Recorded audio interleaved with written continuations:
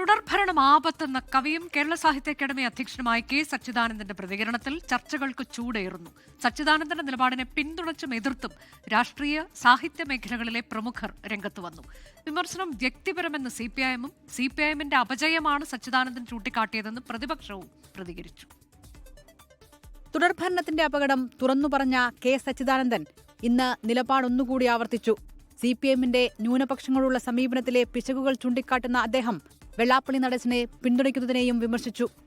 നിയമസഭാ തിരഞ്ഞെടുപ്പ് മുന്നിൽ നിൽക്കെ ഇടത് സഹയാത്രികൻ കൂടിയായ സച്ചിദാനന്ദൻ നടത്തിയ അഭിപ്രായ പ്രകടനം സിപിഐഎമ്മിന് അലോസരം ഉണ്ടാക്കിയിട്ടുണ്ട്. നേതാക്കളുടെ പ്രതികരണങ്ങളിൽ നിന്ന് ഇത് വ്യക്തം. അദ്ദേഹത്തിന്റെ ആശയമാണത്. ഈ ആശയമുള്ള ചില ആളുകളൊക്കെ ഉണ്ടാവും. അതിന്റെ അർത്ഥം ഈ ഗവൺമെന്റ് വേണ്ടെന്നല്ലോ, തുടരണ്ടെന്നുമല്ല. അദ്ദേഹം പറഞ്ഞത് പാർലമെന്ററി സംവിധാനത്തിന്റെ ഭാഗമായിട്ട് പ്രവർത്തിക്കുന്ന കമ്മ്യൂണിസ്റ്റ് പാർട്ടികൾ, അതിന്റെ അവസാന ഭാഗം അദ്ദേഹം പറഞ്ഞിട്ടുണ്ട്, ഗവൺമെന്റ് ഒരു സ്ഥിരമായ സംവിധാനമാണ് എന്ന് കരുതുന്നില്ല. സച്ചിദാനന്ദൻ സ്ഥിരമായിട്ടുള്ള പാർട്ടി സംഘടനാ പ്രവർത്തനമല്ല, ഒരു ഇടതുപക്ഷ ചിന്താഗതിക്കാരനാണ്. അദ്ദേഹത്തിന് അഭിപ്രായമുണ്ടെങ്കിൽ ഈ കേരളത്തിലെ ഇടതുപക്ഷ പാർട്ടി പ്രവർത്തകർക്കോ ഇടതുപക്ഷ ജനാധിപത്യ മുന്നണിക്കൊന്നും അഭിപ്രായമല്ലല്ലോ. തുടർച്ചയായി ജനങ്ങൾക്കും ഇല്ല അഭിപ്രായം.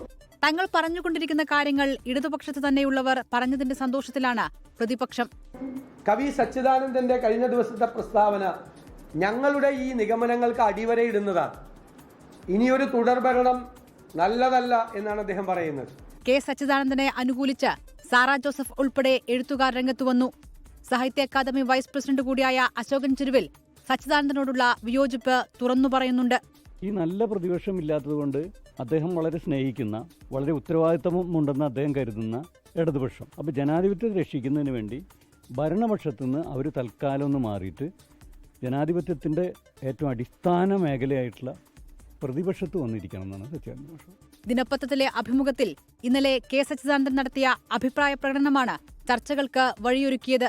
24 തിരുവനന്തപുരം.